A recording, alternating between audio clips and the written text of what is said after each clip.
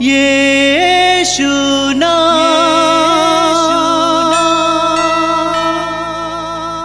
यीशु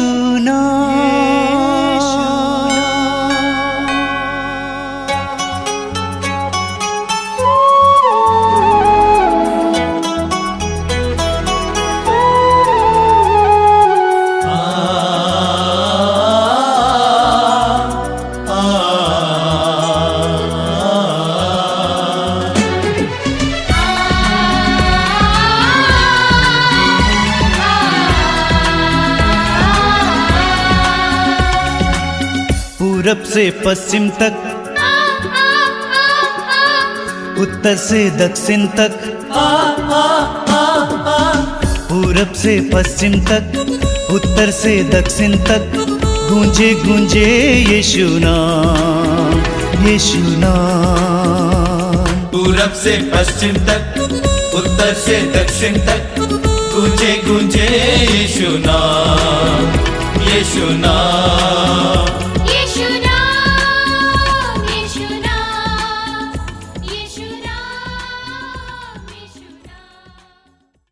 मेरे प्रिय भाई और बहनों, आप सभी का मैं इस मातृधाम सत्संग में हार्दिक स्वागत करता हूं। आप सभी जानते हैं कि ये मातृधाम सत्संग आपके लिए और हम सबके लिए कृपा का माध्यम है। मैं आपसे अनुरोध करूंगा कि पूरे हृदय से, पूरे मन से इस सत्संग में भाग लेंगे।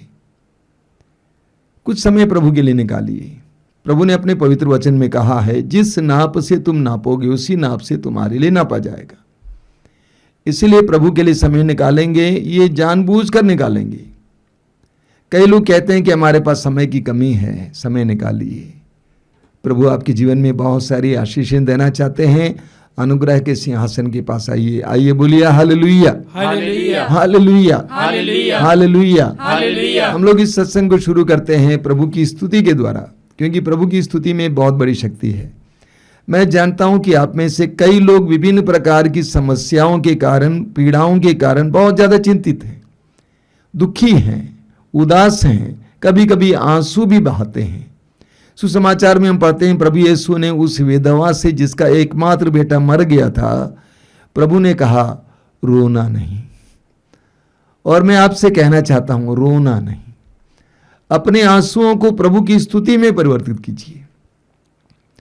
अपने आंसुओं को प्रभु की स्तुति में परिवर्तित कीजिए। आपके जीवन में जब आंसू बहाने का समय आता है, निराशा आती है, उदासी आती है, उस समय ज्यादा प्रभु की स्तुति की जरूरत होती है। बोलिए hallelujah, hallelujah, hallelujah, hallelujah, hallelujah. और जब आपके जीवन में उदासी का समय होता है, निराशा आती है, दुख आ जाता है, विपत्तियां आ जाती हैं, प्रभु की स्तुति करना शुरू कीजिए। प्रभु की स्तुति करना शुरू कीजिए। बहुत सारे भाई बहन मेरे पास आते हैं अपनी दुख दर्द लेकर। मैं उनसे कहता हूं, स्तुति करते हुए घर वापस जाओ। प्रभु की स्तुति करना सीखो। अपने आंसुओं को स्तुति में परिवर्तित करना सीखो। आपके जीवन में प्रभु की कृपाएं बरसेंगी, बड़े बड़े चमत्कार दिखाई देंगे। बोलिए hallelujah, hallelujah, hallelujah, hallelujah, hallelujah. हे प्रेमी पिता, हे प्रेमी पिता, हम तुझे धन्यवाद देते हैं आज के सुंदर दिन के लिए, इस पवित्र समय के लिए, हे दयालु पिता, पवित्र आत्मा की उपस्थिति के लिए हम तुझे धन्यवाद देते हैं।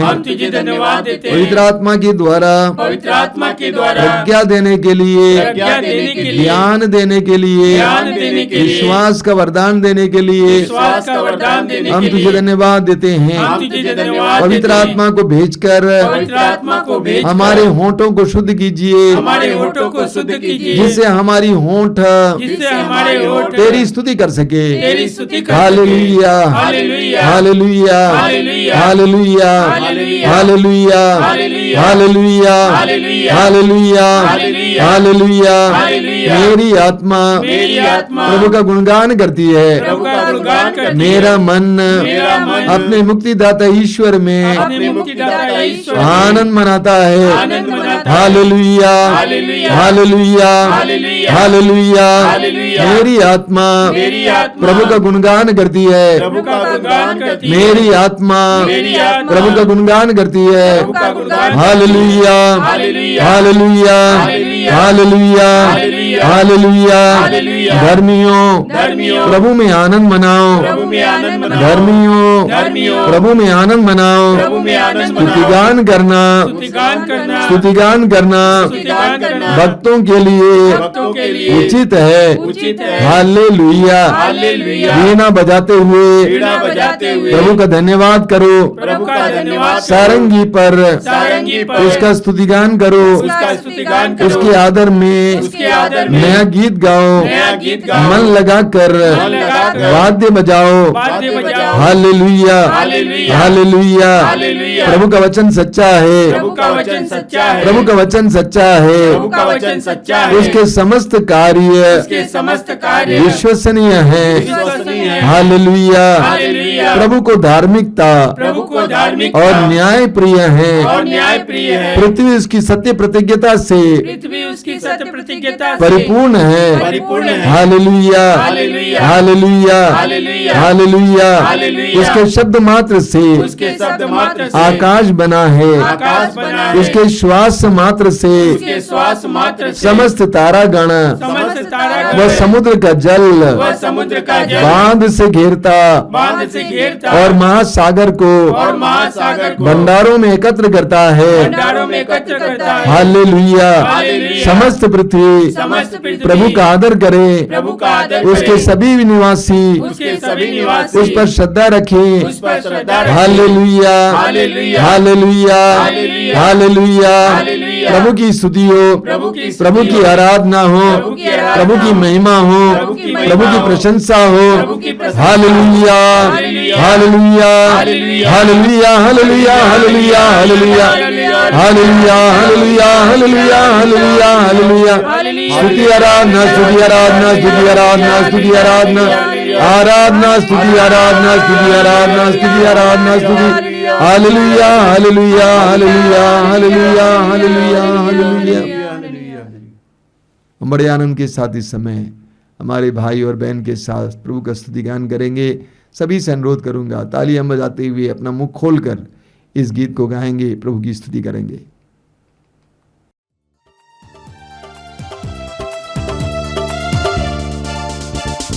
राजाओं का राजा है, वो प्रभु का प्रभु है। राजाओं का राजा है, वो प्रभु का प्रभु है। राजाओं का राजा है, वो प्रभु का प्रभु है। राजाओं का राजा है, वो प्रभु का प्रभु है। प्रभु यीशु मसीह, प्रभु यीशु मसीह। प्रभु यीशु मसीह, प्रभु यीशु मसीह। राजाओं का राजा है, सब मिलकर गाइए, वो प्रभु का प्रभु है। साथ गाइए। राजाओं का राजा है, वो प्रभु का प्रभु है। प्रभु यीशु मसीह, प्रभु यीशु मसीह, प्रभु यीशु मसीह। एक और बार गाइए। प्रभु यीशु मसीह, प्रभु यीशु मसीह। राजाओं का राजा है, वो प्रभु का प्रभु है। राजाओं का राजा है, वो प्रभु का प्रभु है।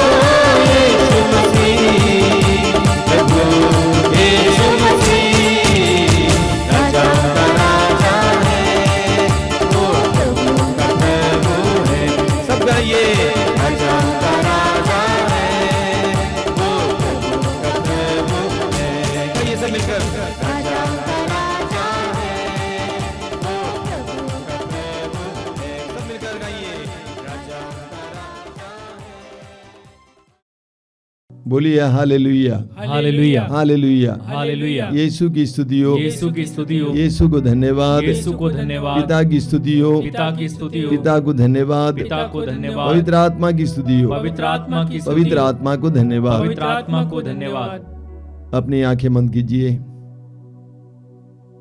आप जहां कहीं भी बैठे हैं, स्थिर होकर बैठिए। इस सभा में भाग लेने के लिए अपने आप को तैयार कीजिए। इसे देखने मत बैठिए, बल्कि इसमें भाग लेने के लिए बैठिए। यह अनुग्रह का समय, आशीष का समय है। स्वयं प्रभु अपने पवित्र वचन के द्वारा और अपने सानिध्य के द्वारा आपके पास आ रहा है। अपने हृदय और मन को इस समय खोलिए। आंखें बंद कीजिए, हृदय को खोलिए, जीवन के द्वार को खोलिए, प्रभु का स्वागत कीजिए। बोलिए, आइए प्रभु, मेरे जीवन में आइए, मेरे परिवार में आइए, मेरी परिस्थितियों में आइए। मैं विश्वास करता हूं कि तू जीवित है। तेरा नाम है इम्मानुएल, ईश्वर हमारे साथ है। मैं विश्वास करता हूं कि तू सदा मेरे साथ रहता है। मैं विश्वास करता हूं तेरे लिए कुछ भी असंभव नहीं है। मैं विश्वास करता हूं कि तू मुझे प्यार करता है। विश्वास करता हूं कि तू मेरे पापों का नजरअंदाज करता है, क्षमा करता है। मैं विश्वास करता हूं कि तू धर्मियों के लिए नहीं, बल्कि पापियों के लिए आया। मुझ जैसे टूटे फूटे इंसान के लिए आया। यीशु, मैं विश्वास करता हूं। इन पवित्र क्षणों के लिए मैं तुझे धन्यवाद देता हूं। अपने आप को तेरे समक्ष ले आके आता हूं, तेरे दरबार में लेके आता हूं यीशु, क्योंकि मैं विश्वास करता हूं कि तेरे दरबार में बड़े बड़े चिन्ह और चमत्कार प्रकट होते हैं। मैं समय स्वीकार करता हूं कि मैं अयोग्य हूं, तुच्छ हूं, कमजोर हूं, दुर्बल हूं। यह भी घोषित करता हूं कि तू सर्वशक्तिमान है, तू पवित्र है, तू परम प्रतापी है। मैं घोषित करता हूं यीशु, घोषित करता हूं। मैं घोषित करता हूं कि तू मरने के बाद तीसरे दिन महिमा के साथ मृतकों में से जी उठा है। आइए यीशु, आइए मेरे जीवन में आइए, मेरी परिस्थितियों में आइए, मेरे परिवार में आइए। यीशु आइए। धन्यवाद प्रभु, धन्यवाद। तेरी स्तुति, तेरी आराधना, तेरी महिमा। प्रार्थना कीजिए मेरे भाई और बहनों, पवित्र आत्मा के अभिषेक के लिए। प्रार्थना कीजिए पवित्र आत्मा के आगमन के लिए। पवित्र आत्मा सत्य की आत्मा है, प्रेम का आत्मा है। पवित्र आत्मा शांति का आत्मा है, संयम का आत्मा है। पवित्र आत्मा हमारे जीवन में शक्ति और सामर्थ्य उंडेल सकता है। पवित्र आत्मा का आह्वान कीजिए। बोलिए, आइए पवित्र आत्मा मेरे जीवन में आइए, मेरी बुद्धि को प्रकाशित कीजिए, मेरे मन को प्रकाशित कीजिए, पवित्र वचनों को समझने के लिए कृपा दीजिए।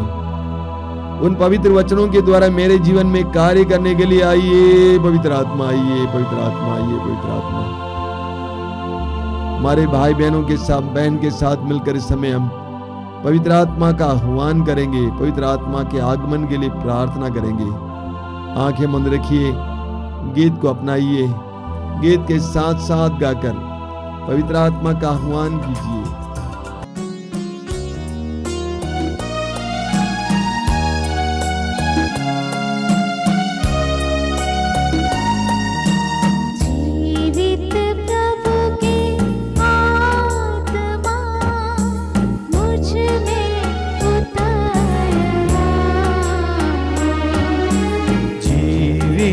प्रभु के आत्मा मुझ में उतर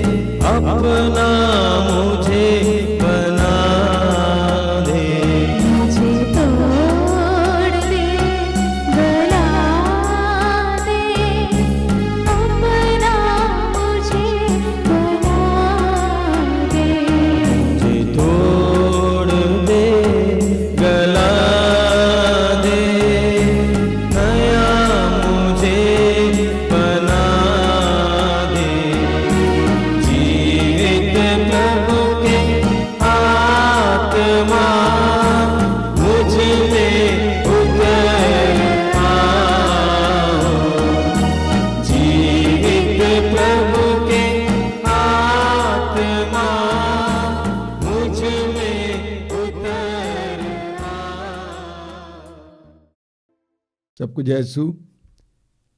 प्रभु को धन्यवाद देता हूं कि प्रभु ने हमारे जीवन में इन कार्यक्रमों के द्वारा बहुत सारी कृपाएं बरसाई हैं। मैं विश्वास करता हूं कि जब आप इस कार्यक्रम में भाग लेते हैं, प्रभु आपके जीवन में अपनी आशीषें बरसाते हैं। मेरी ये धारणा है कि प्रभु परिशुद्ध प्रेम है और उनके हृदय से हमारे लिए सदा प्रेम बहता है। जब जब हम अपने हृदय के द्वार को प्रभु के लिए खोलते हैं, उस समय वह प्रेम हमारी ओर बहता है। प्रभु को धन्यवाद देता हूं, इस कार्यक्रम के जरिए बहुत सारे भाई बहनों को अलग अलग प्रकार की कृपाएं प्राप्त हो रही हैं।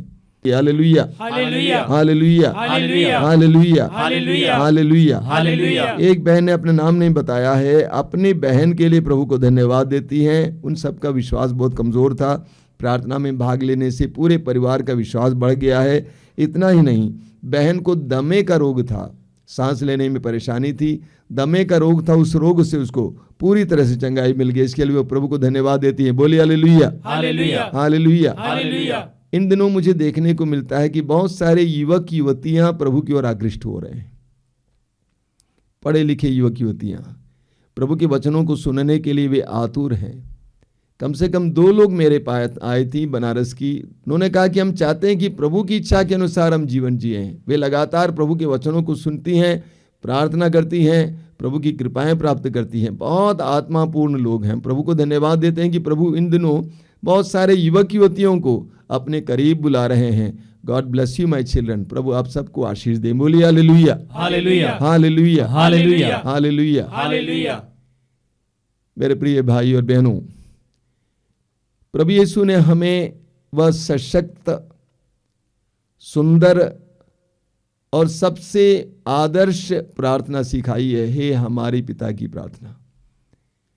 उस प्रार्थना में प्रभु ने हमें बताया है कि पिता से प्रार्थना करें कि हे प्रेमी पिता परमेश्वर, हमें परीक्षा में गिरने ना दें, परंतु बुराई से बचा। हमें परीक्षा में गिरने ना दें। परीक्षा, प्रलोभन हम सबका प्रतिदिन का अनुभव है। परीक्षा, प्रलोभन हम सबका प्रतिदिन का अनुभव है। एफेसियों के पत्र के अध्याय 6 उसके वाक्य 12 में संत पौलुस कहते हैं, हमें निरे मनुष्यों से नहीं बल्कि अंधकार में संसार के अधिपतियों, अधिकारियों, शासकों तथा आकाश के दुष्ट आत्माओं से लड़ना पड़ता है। एक बहुत बड़ा खुलासा है।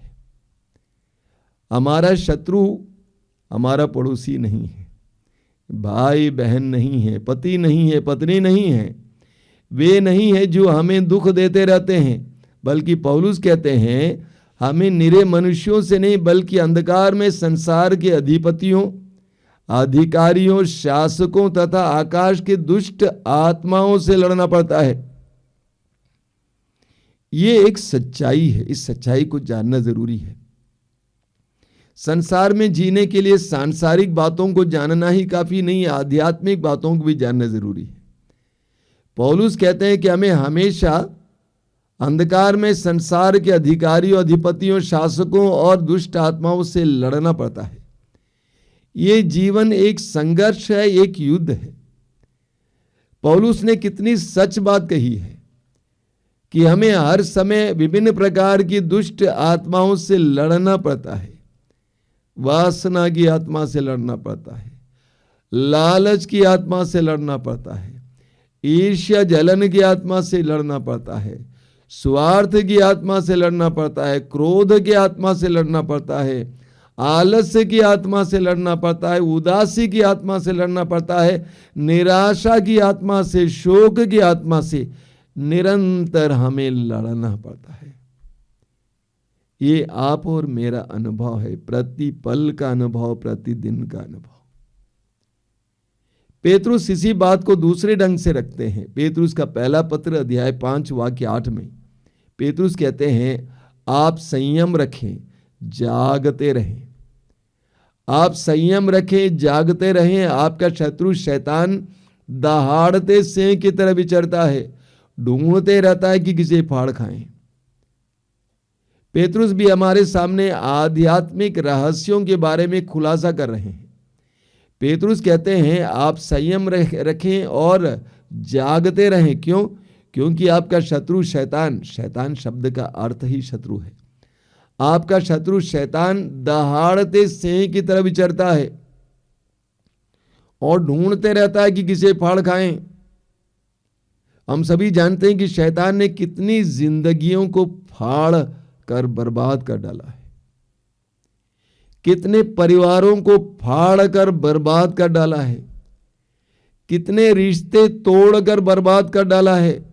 मैं बहुत सारे ऐसे भाइयों को जानता हूं जिनको मैं युवावस्था में जानता था, अच्छे खासे लोग, चरित्रवान लोग, अच्छे लोग, बुद्धिमान लोग, लेकिन आज शैतान के चंगुल में आने के बाद इस कदर वे गुलाम बनाए गए हैं कि वे चाहते हुए भी बुराई से बाहर नहीं निकल पाते, चाहे वो नशा हो, वासना हो, गलत रिश्ता हो, निकल नहीं पाते हैं। तो पेतरुस कहते हैं कि शैतान हमें बर्बाद करने में तुला हुआ है। कोरिन्थियों के दूसरे पत्र के अध्याय 11 वाक्य 14 में पौलुस एक और बात समझाते हैं। पौलुस कहते हैं इसमें कोई आश्चर्य नहीं है कि शैतान कभी कभी स्वर्गदूत का, ज्योतिर्मय स्वर्गदूत का स्वांग रचता है। शैतान मनुष्य को गिराने के लिए सबसे आकर्षक स्वांग रचता है। शैतान मनुष्य को गिराने के लिए आकर्षक स्वांग रचता है। कभी भी शैतान अपने स्वभाव और स्वरूप में नहीं आता है, आकर्षक स्वरूप में आता है, हमको भ्रमित करने वाले स्वरूप में आता है, हमें भ्रमित करने वाले स्वरूप में आता है। तो शैतान कभी कभी अच्छे लोगों के जरिए हमारे जीवन में काम कर सकता है, अच्छे परिवेश में हमारे साथ काम कर सकता है, हमारे विरुद्ध काम कर सकता है। तो शैतान कभी कभी स्वर्गदूत का स्वांग रचता है। प्रभु यीशु स्वयं मत्ती के सुसमाचार के अध्याय 18 वाक्य 7 में कहते हैं, मैं आपको समझाने का प्रयास कर रहा हूं कि कैसे हम प्रलोभनों के शिकार हैं। मत्ती के सुसमाचार के अध्याय 18 उसके वाक्य 7 में प्रभु यीशु कहते हैं प्रलोभन अनिवार्य है। मैं इतना ही लेता हूं। प्रभु कहते हैं प्रलोभन अनिवार्य है। अनिवार्य शब्द आप समझते हैं, यानी बिना इसके हम रह नहीं सकते। मनुष्य के लिए, मनुष्य के जीवन में प्रलोभन अनिवार्य है, आवश्यक है। मानो क्यों प्रलोभन अनिवार्य है? सबसे पहले ईश्वर ने हम मनुष्यों को अपना प्रतिरूप बनाया। ईश्वर स्वतंत्र है, आजाद है। ईश्वर ने हमें आजाद बनाया है। प्रलोभन उस आजादी का हिस्सा है। आजादी का मतलब चुनने का अधिकार। ईश्वर ने हमें भले और बुरे को चुनने का अधिकार दिया है।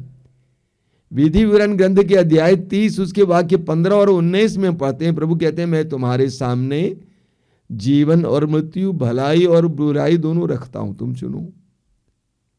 बाइबल में बार बार हमें इस तरह चुनने का अवसर मिलता है, अवसर देते हुए हम देखते हैं। ईश्वर ने आदम और हेवा को चुनने का अवसर दिया। इसी तरह बाइबल में बार बार हम पढ़ेंगे। तो ईश्वर ने हमें स्वतंत्र बनाया, आजाद बनाया, इसीलिए प्रलोभन अनिवार्य है। प्रलोभन वास्तव में क्या है? चुनाव है, चुनना है। प्रलोभन अनिवार्य प्रभु यीशु कहते हैं क्यों? ताकि हम प्रलोभन का सामना करते हुए प्रलोभनों में शैतान को हराकर पवित्र बन जाते हैं।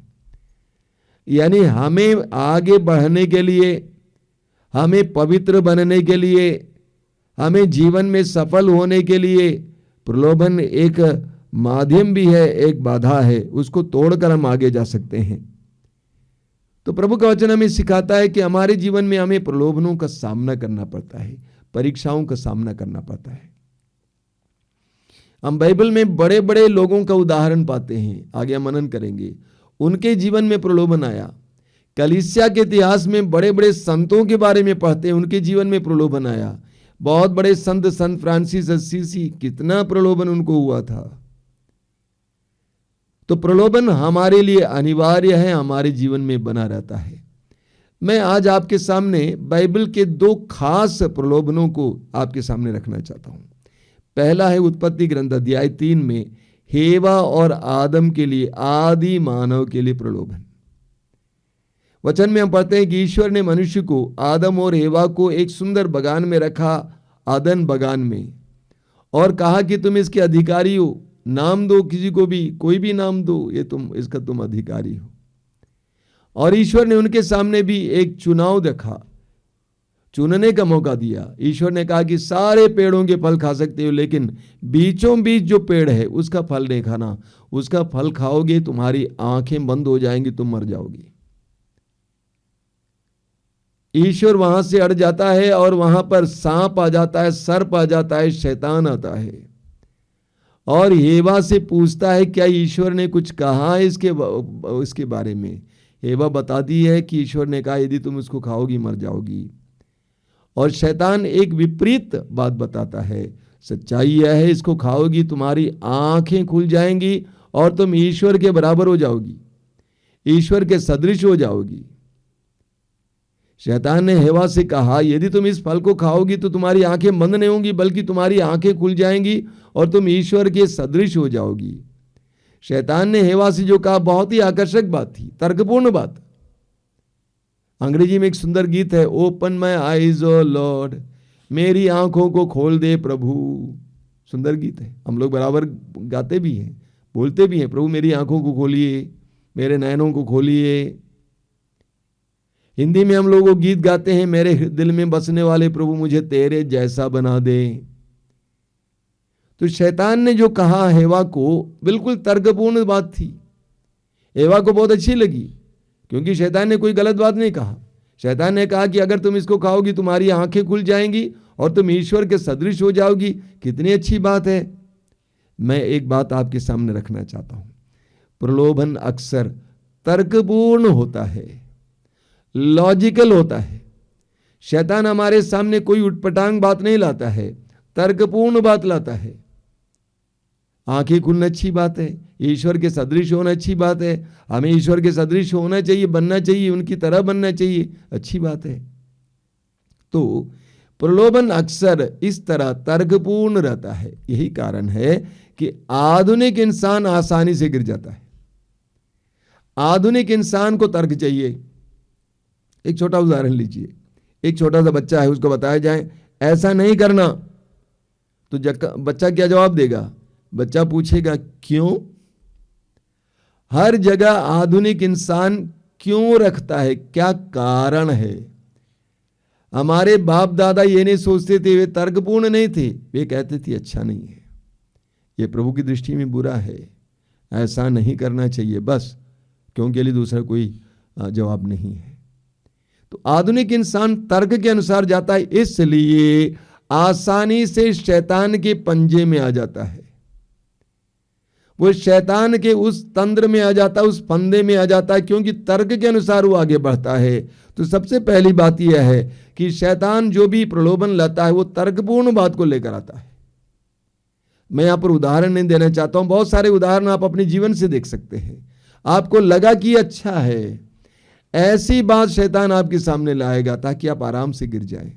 दूसरी बात, शैतान ने हेवा के विश्वास पर प्रहार किया, उसकी बुद्धि पर प्रहार किया, उसके दिमाग पर प्रहार किया, क्योंकि शैतान जानता था ये जो सोचेगी वही करेगी। इसीलिए शैतान ने उसकी बुद्धि पर प्रहार किया, उसके विश्वास पर प्रहार किया। तीसरी बात, शैतान ने उसके मन में संदेह डाला। शैतान यही करता है, संदेह डाला, ईश्वर पर संदेह, ईश्वर के प्रेम पर संदेह। क्या ईश्वर ने हमें प्रेम किया है? वास्तव में प्रेम करता? अगर प्रेम करता तो ये बात क्यों बोलता? ईश्वर के प्रेम पर संदेह, ईश्वर की आज्ञा पर संदेह, आदेश पर, क्या ये आज्ञा सही है गलत है?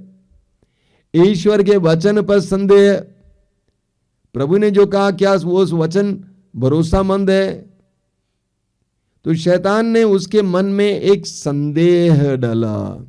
याद है आपको मत्ती अध्याय 14 में पेतरुस ने संदेह किया और वो डूबा।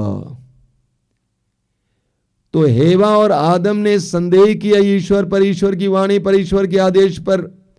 शैतान ही आज भी करता है, हमारे मन में शैतान संदेह डालता है, सही ना, संदेह डालता है ईश्वर पर, ईश्वर की बातों पर, ईश्वर के वचन पर, ईश्वर के आदेश पर संदेह डालता है। तीसरी बात, शैतान ने आदम और हेवा के मन में लालच का बीज डाला। तुम्हारी आंखें खुल जाएंगी, ईश्वर के सदृश हो जाओगी। लालच का बीज बोया और लालच बढ़कर उनके लिए विनाश का कारण बना। आगे शैतान ने उनके मन को भ्रमित कर दिया। आदम और हेवा भ्रमित हो गए। उनके समझ में नहीं आ रहा था क्या सही है क्या गलत है। वास्तव में शैतान आधुनिक इंसान के साथ भी यही करता है, आप और मेरे साथ भी यही करता है, हमें भ्रमित कर देता है। इसलिए हमें प्रलोभन में समझने की आवश्यकता है। हम तर्क के साथ नहीं जा सकते। शैतान हमें भ्रमित करता है। अब देखिए, हेवा ने शैतान के वश में आने के बाद, फिर प्रलोभन में पड़ने के बाद, फिर उस फल को देखा और वचन में लिखा हुआ है उसको बहुत सुंदर दिखाई देने लगा, स्वादिष्ट दिखाई देने लगा। उसने सोचा इसको खाऊंगा तो कितना स्वादिष्ट होगा, इसको खाऊंगा तो मेरी बुद्धि कितनी खुलेगी, मेरे अंदर कितना ज्ञान आएगा। वही फल जो आज तक अभी तक उसके लिए डर का कारण था, उसकी ओर देखने तक को वो सोचती नहीं थी, अब प्रलोभन में गिरने के बाद वह सुंदर दिखने लगता है, स्वादिष्ट दिखने लगता है। प्रलोभन में गिरने के बाद मनुष्य अंधा हो जाता है। मनुष्य अंधा हो जाता है। वो समझ नहीं पाता है कि मैं क्या कर रहा हूं। वो सोचता है कोई नहीं देखता है, कोई नहीं जानता है, लेकिन सच्चाई यह है कि सभी जानते हैं, लेकिन वो स्वयं अंधा बन जाता है। और हम जानते हैं कि आदम और हेवा शैतान के वश में पड़ जाते हैं और वे पाप के शिकार बनते हैं।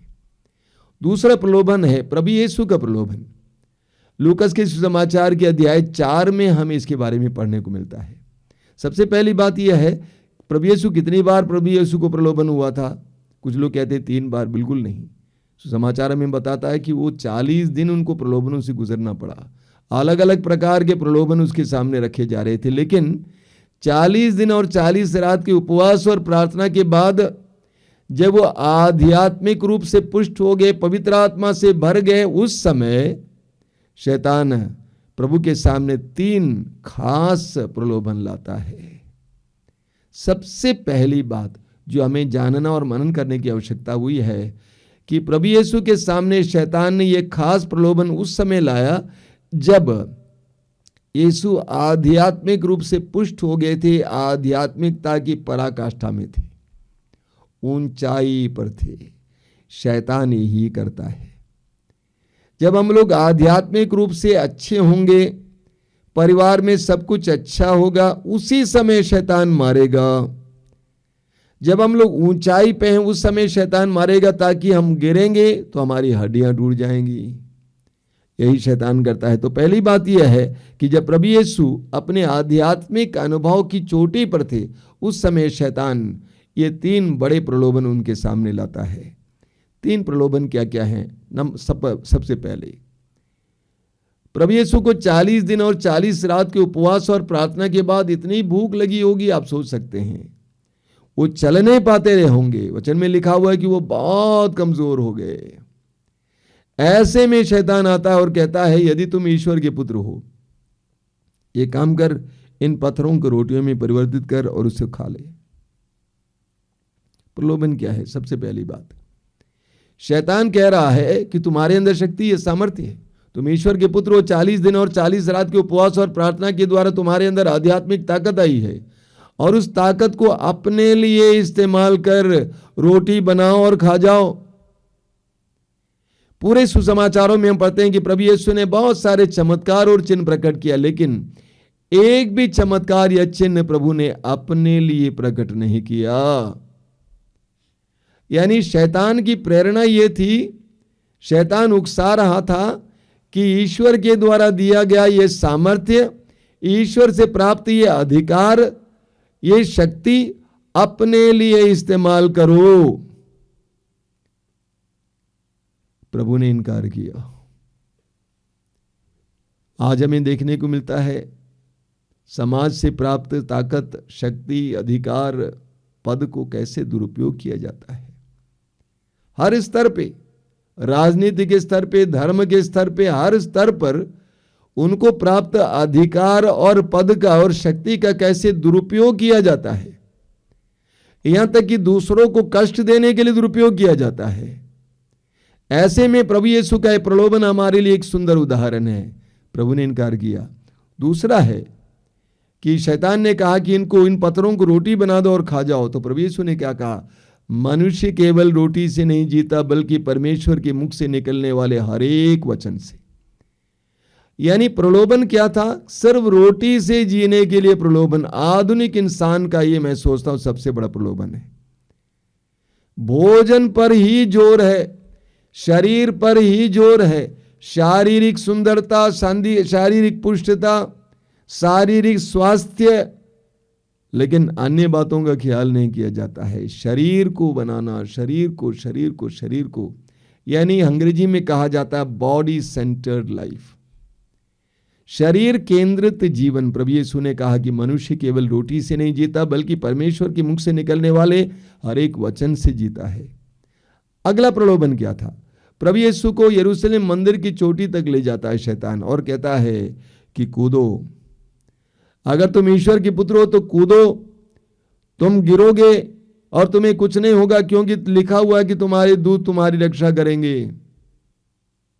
कूदो, सभी लोग देखेंगे और तुम्हें कुछ नहीं होगा, तुम खड़े हो जाओगे एक जादूगर की तरह, संसार के सामने तुम मसीहा बन के दिखाओगे। प्रभु ने कहा ना, अपने प्रभु की परीक्षा नहीं लेना। कई लोग अपने जीवन में प्रभु की परीक्षा लेते हैं, जो करना नहीं चाहिए करते हैं, जो प्रभु नहीं चाहते वो भी करते हैं। ऐसे रिस्क लेते हैं, बड़े बड़े रिस्क लेते हैं, सोचते हैं कोई बात नहीं प्रभु संभालेंगे।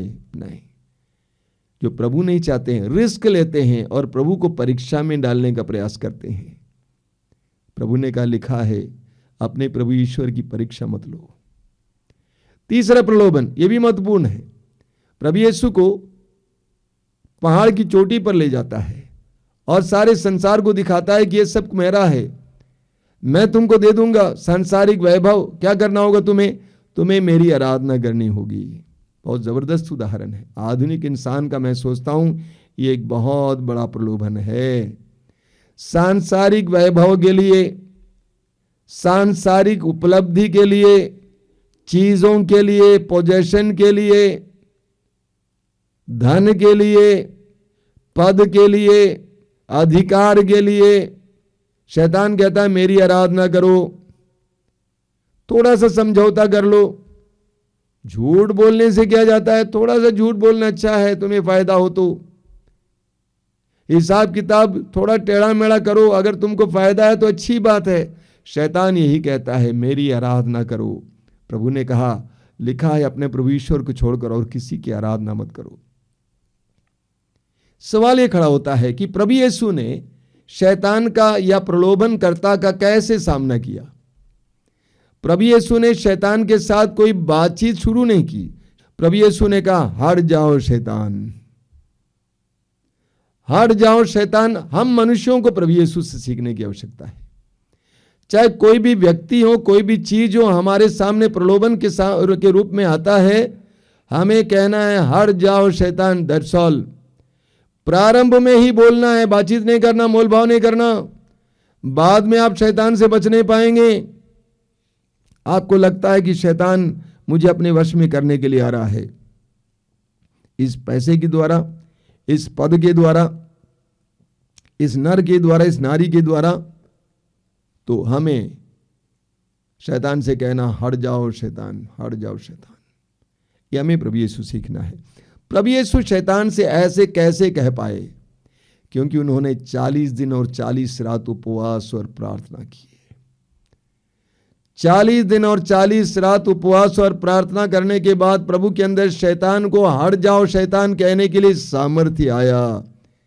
मार्कुस के सुसमाचार के अध्याय 9 में हम पढ़ते हैं कि प्रभु यीशु के शिष्यों के पास एक व्यक्ति ने अपने पुत्र को ले आया और उसका पुत्र अबदूत ग्रस्त था और आग में, जल में गिर जाता था। शिष्यों ने उसको, अबदूत को हटाने के लिए प्रयास किया लेकिन हटा नहीं पाया। अंत में वह यीशु के पास लेके आता है और यीशु ने अबदूत को हटाया। उसके बाद शिष्यों के साथ प्रभु यीशु घर पे थे। शिष्यों ने प्रभु से पूछा कि प्रभु हम क्यों नहीं हटा पाए।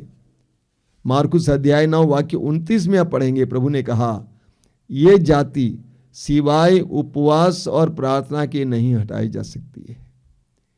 बिना उपवास और प्रार्थना के ये जाति नहीं हटाई जा सकती है। प्रभु यीशु ने शैतान को हटाया, मना किया, हटाया, क्योंकि उनके अंदर उपवास और प्रार्थना के द्वारा शक्ति थी। उपवास और प्रार्थना के द्वारा शक्ति थी। इसीलिए प्रभु यीशु कहते हैं कि प्रार्थना करो, प्रार्थना करो। देखिए, एक बात को जानना जरूरी है, इस संसार में कोई भी जगह ऐसी नहीं है जहां पर शैतान का प्रभाव नहीं होता है। इस संसार में कोई भी व्यक्ति ऐसा नहीं है जो शैतान के प्रभाव में नहीं आ सकता है। वचन में आप पढ़ेंगे, बड़े बड़े लोग शैतान के वश में आ गए।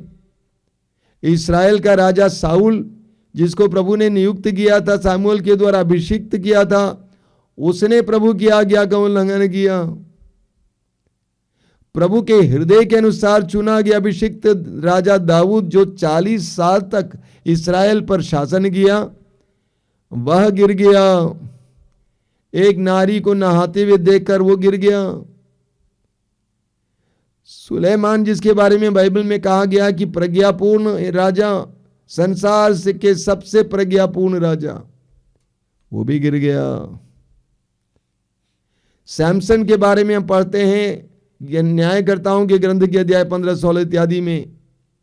सैमसन के अंदर पवित्र आत्मा का विशेष सामर्थ्य था, वो भी गिर गया। अगर इतने बड़े बड़े प्रभु के चुने हुए लोग गिर गए तो आप और मेरी क्या दशा होगी। इसीलिए प्रभु ने कहा प्रार्थना करो, हमें परीक्षा में न डाल।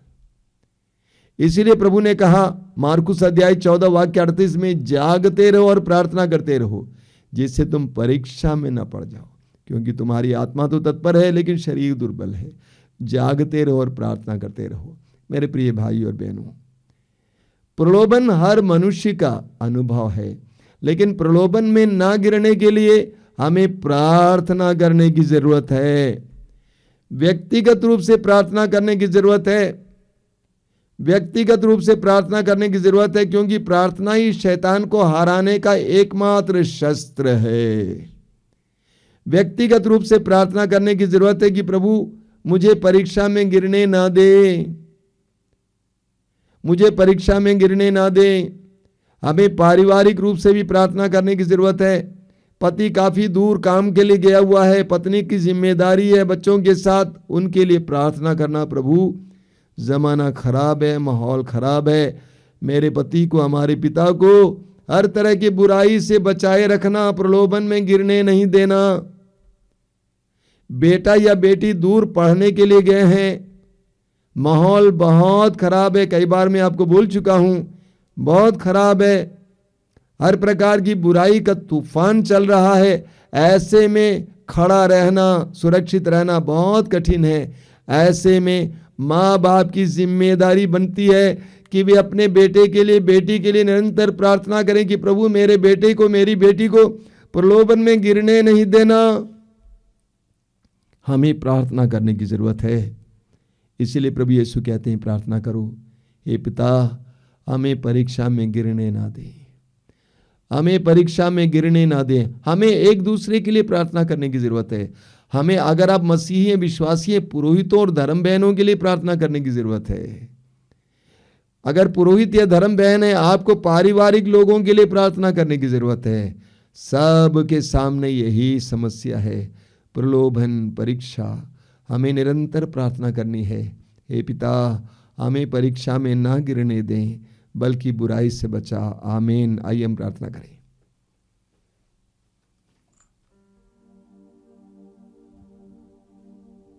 प्रभु यीशु धन्यवाद देते हैं तेरी महान प्रार्थना के लिए। उस आदर्श प्रार्थना में तूने हमें बताया है कि हम लोगों को प्रार्थना करनी है, हमें परीक्षा में गिरने ना दे।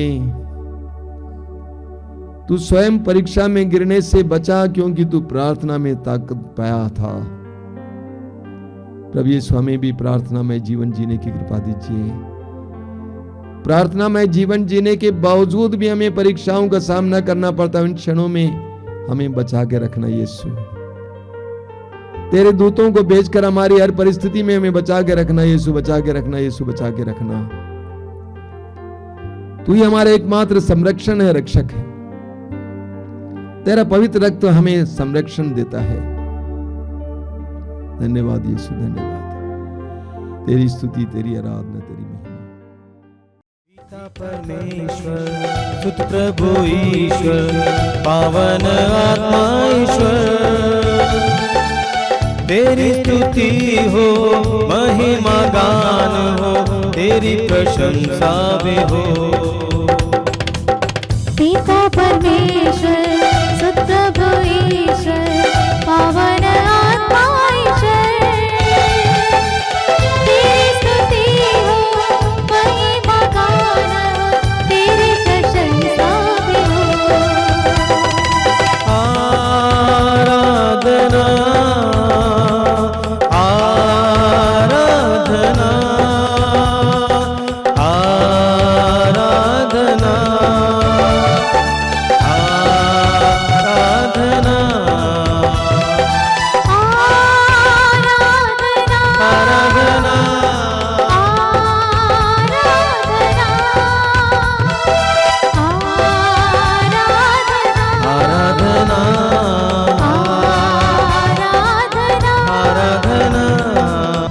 परमेश्वर जीवन दाता, तू मेरी चट्टान है,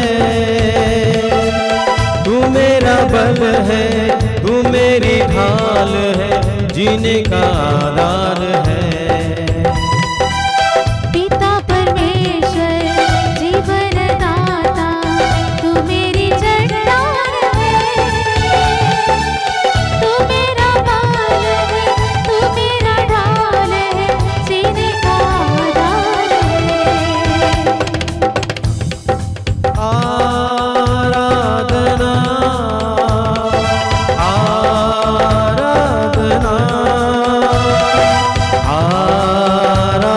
आराधना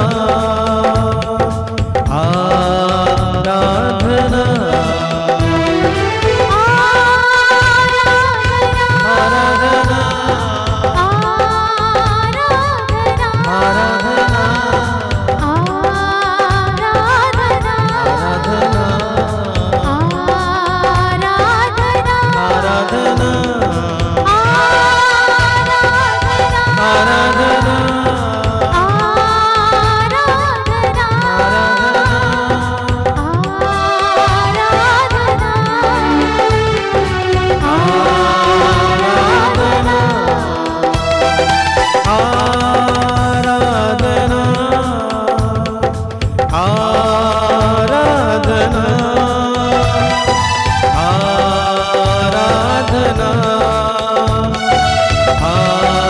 आराधना प्रभु यीशु मुक्ति प्रदाता, तू मेरा संगीत है,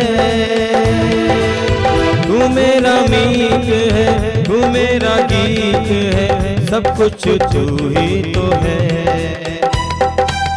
हे प्रभु ईश्वर मुक्ति प्रदाता, तू मेरा संगीत है,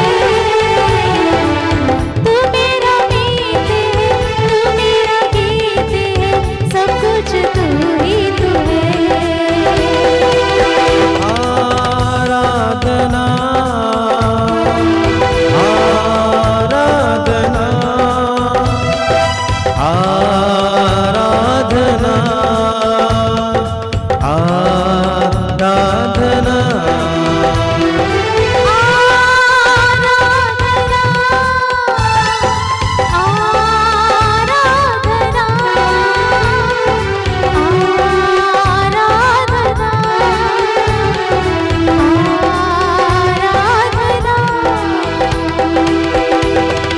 पावन आत्मा शांति प्रदाता, तू मेरा आनंद है,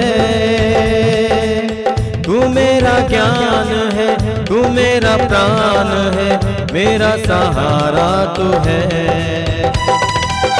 पावन आत्मा शांति प्रदाता, तू मेरा आनंद है, तू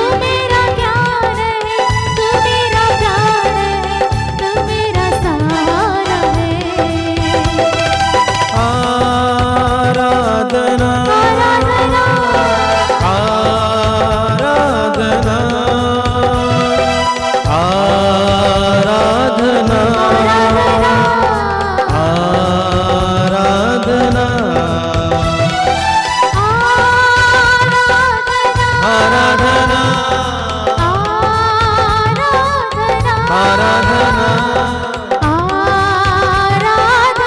आराधना आराधना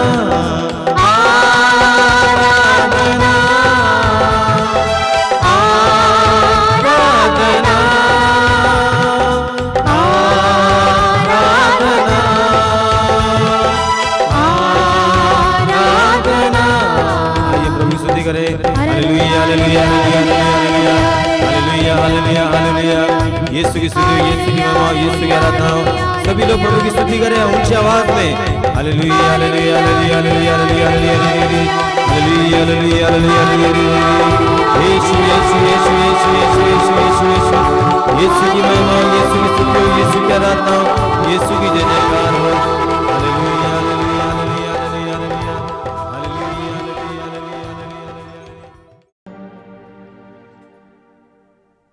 इस पवित्र वेदी पर विराजमान प्रभु यीशु की हम आराधना करते हैं। अपने हृदय और मन को एकाग्र कीजिए। आराधना में हम प्रभु के साथ एक हो जाएं। यूहन्ना के समाचार के अध्याय 15 वाक्य 5 को याद कीजिए। प्रभु कहते हैं कि मैं दाखलता हूं और तुम डालियां हो। जो मुझ में रहता है और मैं जिसमें रहता हूं वही बहुत फलता है, क्योंकि मुझसे अलग रहकर तुम कुछ भी नहीं कर सकते। प्रभु के साथ इस समय जुड़ जाइए। प्रभु की आशीषें आपकी ओर बहने दीजिए। प्रभु की कृपा आपकी ओर इस समय बहने दीजिए। उस करुणामय प्रभु का सानिध्य महसूस करना। जिस तरह एक बच्चा अपने मां के पास आ जाता है, अपने पिता के पास आता है, उसी तरह उतनी आजादी के साथ इस समय प्रभु के पास आइए। अपने आप को छोटे बालक की तरह बनाइए और प्रभु के सामने अपने आप को तुच्छ समझिए। पेतरुस अपने पहले पत्र के अध्याय 5 उसके वाक्य 7 में कहते हैं, सर्वशक्तिमान के सामने अपने आप को छोटा बनाइए, नम्र बनाइए। अपने आप को प्रभु के सामने हम नम्र बनाएं, छोटा बनाएं। हम मिट्टी मात्र हैं, श्वास मात्र हैं। इस सत्य को जानते हुए इस समय प्रभु के सामने नम्र बनकर आएंगे।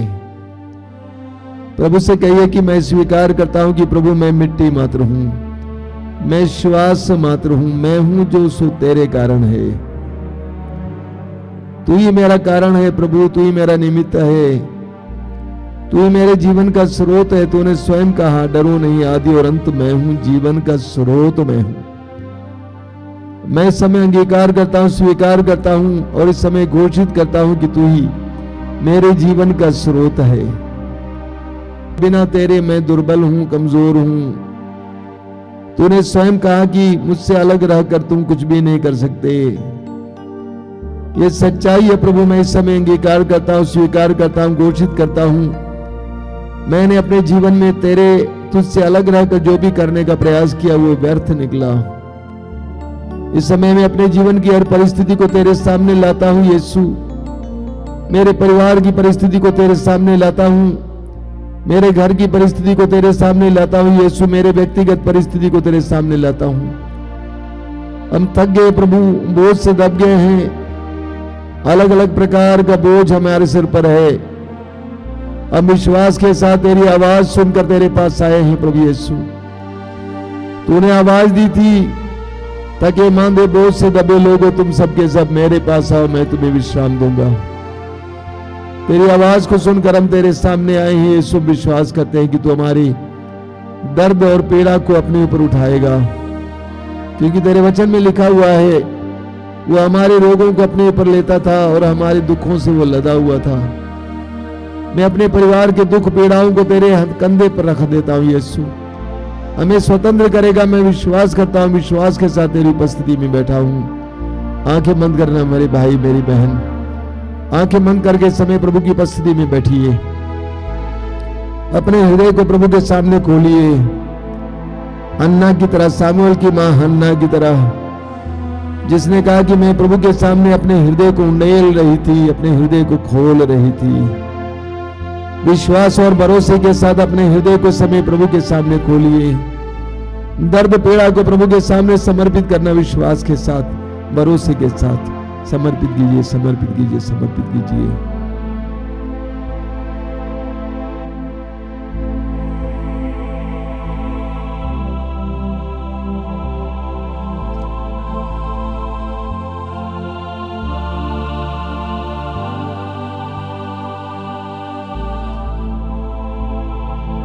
बोलिए hallelujah, hallelujah, hallelujah, hallelujah. Yeshu की आराधना हो, यीशु की आराधना हो, यीशु की महिमा हो, यीशु की महिमा हो। Hallelujah, hallelujah, hallelujah. हालेलुया। तुम जो सर्वोच्च के आश्रय में रहते तुम जो सर्वोच्च के आश्रय में रहते और सर्वशक्तिमान की और सर्वशक्तिमान छत्र की छाया में सुरक्षित हो, छत्र छाया में सुरक्षित हो। तुम प्रभु से कहो, तुम प्रभु से यह तू कहो, ही मेरी शरण है, तू ही मेरी शरण है, तू ही मेरी शरण तू ही है, मेरी शरण है, मेरा गढ़, मेरा गढ़, मेरा ईश्वर, मेरा तुझ ईश्वर, पर ही भरोसा रखता हूँ। तुझ पर ही भरोसा रखता वह हूँ। तुम्हें बहेलिए के फंदे से, वह तुम्हें बहेलिए के फंदे से, घातक महामारी से छुड़ाता है। घातक महामारी से छुड़ाता है। वह अपने पंख फैलाकर वह अपने पंख फैलाकर तुमको ढक लेता है, तुमको ढक लेता है। तुम्हें उसके पैरों के नीचे तुम्हें उसके पैरों के नीचे शरण स्थान मिलता है। शरण स्थान मिलता उसकी है। सत्य प्रतिज्ञता उसकी सत्य प्रतिज्ञा तुम्हारी ढाल है तुम्हारी ढाल है और तुम्हारा कवच। और तुम्हारा कवच। तुम्हें न तो रात्रि की आतंक से भय होगा तुम्हें न तो रात्रि के आतंक से भय होगा और न दिन में चलने वाले बाण से, और न दिन में चलने वाले बाण से, न अंधकार में फैलने वाली महामारी से, न अंधकार में फैलने वाली महामारी से, और न दोपहर को चलने वाली घातक लू से। और न दोपहर को चलने वाली घातक लू से। तुम्हारी बगल में भले ही हजारों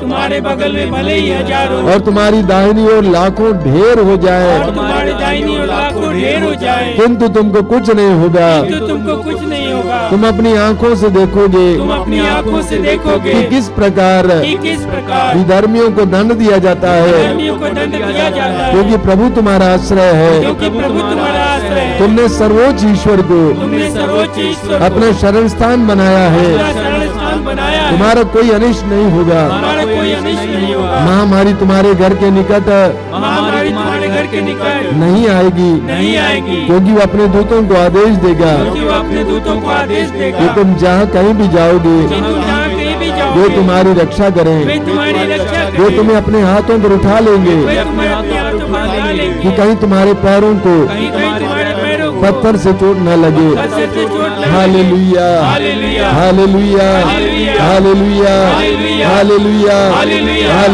hallelujah, hallelujah, hallelujah, hallelujah, hallelujah, hallelujah, hallelujah, hallelujah,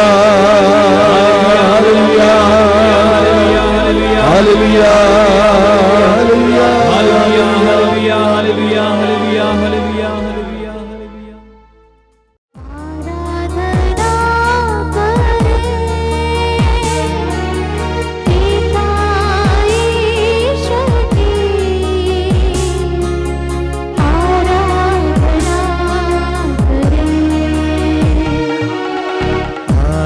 करें।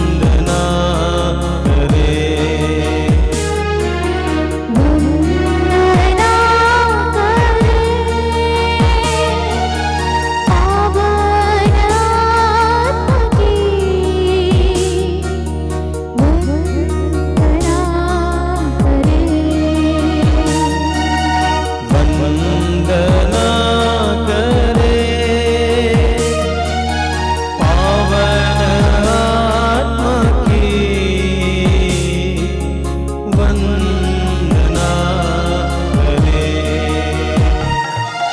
वंदना करे। वंदना करे।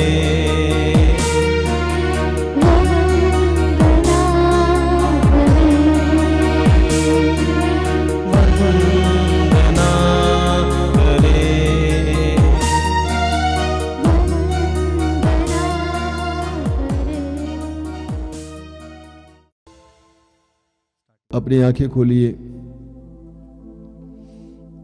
मेरे प्रिय भाई और बहनों, मार्कुस अध्याय 14 वाक्य 38 में प्रभु हमें एक बहुत बड़ी शिक्षा देते हैं। प्रभु कहते हैं जागते रहो और प्रार्थना करते रहो जिससे तुम परीक्षा में ना पड़ जाओ। जागते रहो और प्रार्थना करते रहो जिससे तुम परीक्षा में ना पड़ जाओ। आगे प्रभु कहते हैं क्योंकि आत्मा तो तत्पर है परंतु शरीर दुर्बल है। एक एक वचन महत्वपूर्ण है। प्रभु ने कहा जागते रहो और प्रार्थना करते रहो जिससे तुम परीक्षा में न पड़ जाओ। हम जानते हैं कि हमें चारों ओर से शैतान दुष्ट आत्माएं अपने वश में करने का प्रयास कर रही हैं। ऐसे में प्रभु हमें बताते हैं कि जाग कर प्रार्थना करना, अपने को जगाए रखना यानी सतर्क रखना। जागने का मतलब हर रात को जागना नहीं है। अपने को जगाए रखना, सतर्क रखना कि हम क्या कर रहे हैं, कहां जा रहे हैं, किससे बात कर रहे हैं, इत्यादि इत्यादि। अपने को जगाए रखना और प्रार्थना करते रहना।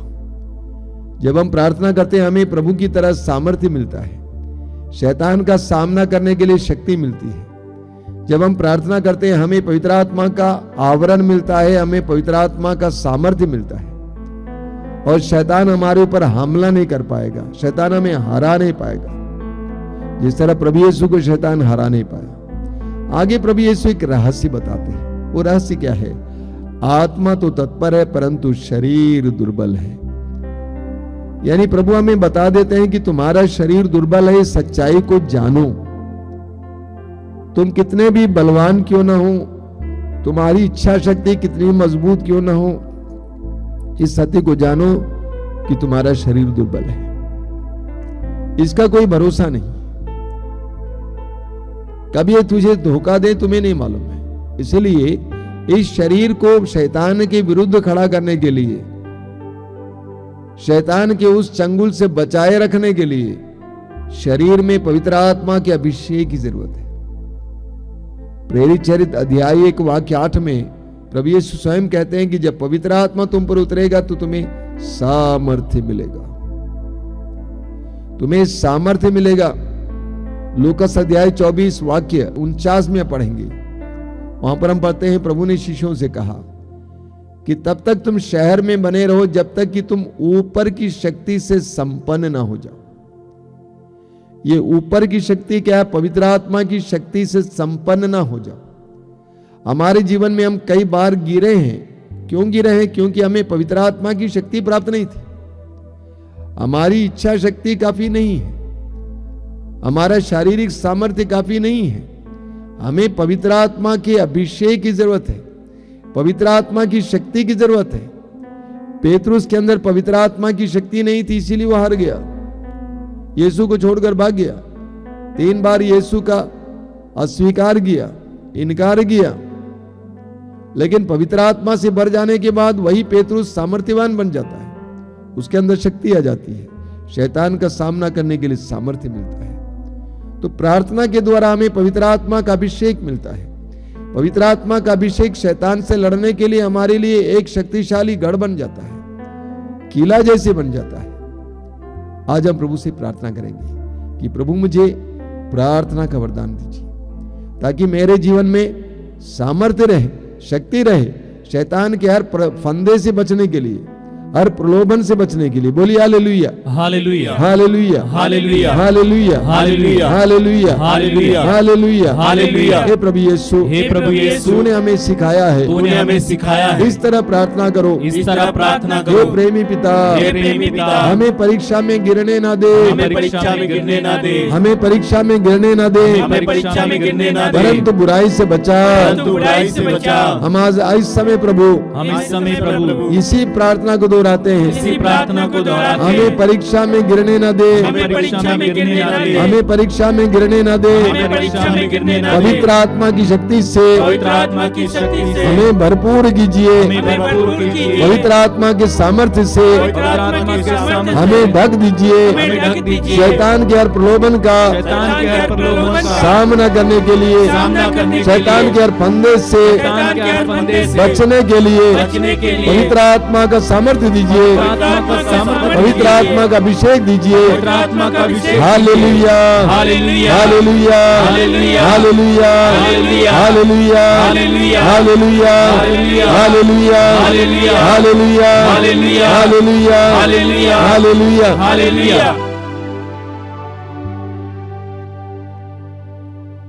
हम इस समय विशेष रूप से रोगियों के लिए प्रार्थना करेंगे और रविवार को विशेष करके चंगाई के लिए प्रार्थना होती है।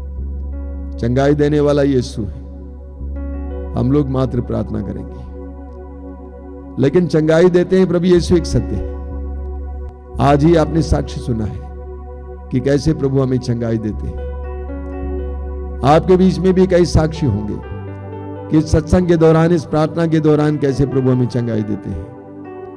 आइए हम इस समय प्रार्थना करें, अपने रोगों को प्रभु के हाथ में समर्पित करेंगे, अपने रोगों को प्रभु के हाथ में समर्पित करेंगे। आपके शारीरिक रोग और मानसिक रोग को यीशु के हाथ में दीजिए। आपका रोग कितना भी गंभीर क्यों ना हो, कितना ही पुराना क्यों ना हो, यीशु के हाथ में दे दीजिए। आपका रोग कितना ही गंभीर क्यों ना हो, पुराना क्यों ना हो, प्रभु के हाथ में दे दीजिए। आज इसी वक्त प्रभु यीशु को आपके जीवन में कार्य करने दीजिए। प्रभु यीशु ने कहा है, विश्वास करने वाले मेरा नाम लेकर अबदूतों को निकालेंगे, वे रोगियों पर हाथ रखेंगे और रोगी चंगे हो जाएंगे। प्रभु यीशु आइए इस समय, आइए यीशु आइए, इस सभा में उतर आइए, इस सभा में उतर आइए। पवित्र आत्मा को भेजकर इस समय अपने सामर्थ्य को ढेल दीजिए। हर प्रकार के रोग से हमें छुटकारा देने के लिए, पुराने से पुराने रोग से छुटकारा देने के लिए, कैंसर के रोग से, एड्स के रोग से, कोविड के रोग से, मिर्गी के रोग से, हृदय के रोग से, अन्य प्रकार के रोगों से हमें छुटकारा देने के लिए आइए यीशु। आज इसी वक्त इस प्रार्थना में भाग लेने वाले एक एक भाई बहन को तेरी चंगाई का एहसास हो यीशु। आइए मेरे भाई और बहनों, मुख खोलकर हम प्रभु की स्तुति करते जाएंगे। जो लोग रोगी हैं अपने रोगों को प्रभु के हाथ में देना और मुख खोलकर स्तुति करते जाना, अपने रोगों को समर्पित करते हुए। हालेलुया, हालेलुया,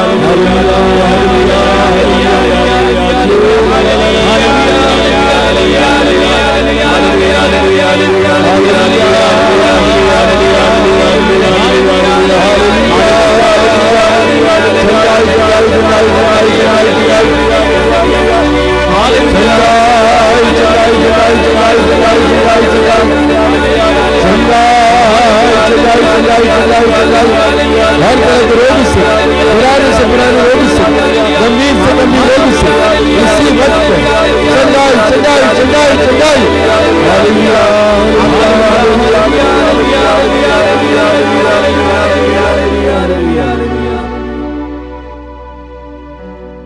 अभी तुरंत परम प्रसाद की आशीष, उससे पहले मैं आपको याद दिलाना चाहता हूं कि मातृधाम आश्रम से ये जो कार्यक्रम प्रसारित हो रहे हैं, हर रोज सुबह 5 बजे रोज की रोटी, दोपहर को 3 बजे करुणामाला, शाम को 7 बजे कृपा धारा, इसके अलावा हर मंगलवार को शाम को 5 बजे युवा तरंग, हर शुक्रवार को 7 बजे पवित्र रक्ताभिषेक प्रार्थना और हर रविवार को दोपहर को 12 बजे मातृधाम सत्संग।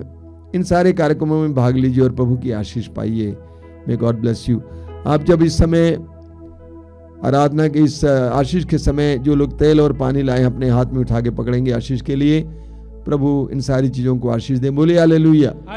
Hallelujah hallelujah hallelujah hallelujah Yeshu की आराधना हो, यीशु की आराधना हो, यीशु की स्तुति हो, यीशु की स्तुति हो। हे प्रभु यीशु, हे प्रभु यीशु, इस जल को, इस जल को, इस तेल को, इस तेल को आशीष दीजिए, आशीष दीजिए, इसे शुद्ध कीजिए, इसे शुद्ध कीजिए, पवित्र कीजिए, पवित्र कीजिए, तेरे पवित्र वचन के द्वारा तेरे पवित्र वचन के द्वारा अपना सामर्थ्य उड़ेल अपना दीजिए। सामर्थ्य उड़ेल दीजिए। Hallelujah hallelujah. हे प्रभु यीशु, हे प्रभु यीशु, इसके द्वारा इसके द्वारा कई लोगों को कई लोगों को बंधनों से आजादी मिले, बंधनों से आजादी, रोगों से छुटकारा मिले। रोगों से छुटकारा hallelujah hallelujah hallelujah hallelujah hallelujah hallelujah hallelujah. Hallelujah.